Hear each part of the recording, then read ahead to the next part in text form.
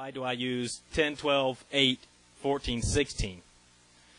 I guess really it has to do with motion and the mechanics of it, because I feel that I could get from the 10, 12, 14, 16 set up like this because your elbows really never leave your sides. If you look at the range of motion,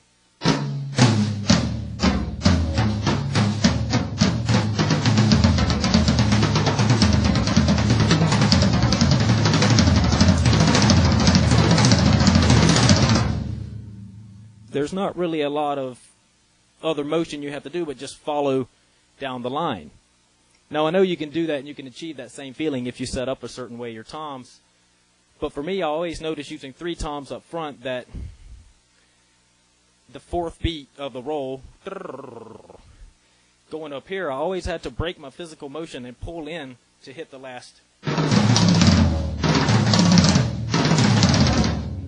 mean, you can even hear it in when I change positions. It sounds less hectic. I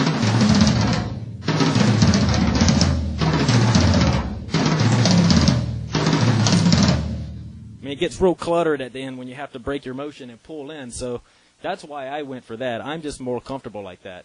I grew up in the era where the most common double bass kit was 2 toms, 2 floors, 2 kicks, snare. I was always used to playing that way until I really started playing extreme music and went with more toms, but I found that over time I try to listen to what my body's telling me and go with what's most comfortable, despite what it looks like or feels like or whatever. I don't really use the 8 a lot anyway. When I do, it's more of an accent thing or for flavoring or whatever. And I really like the sound of 10, 12, 14, 16 as opposed to 8, 10, 12, 14. It just has a little more body, a little more balls to it, and I don't know, no other reason. I wouldn't say change whatever you got going on for yourself, but it works for me pretty well. So that's why.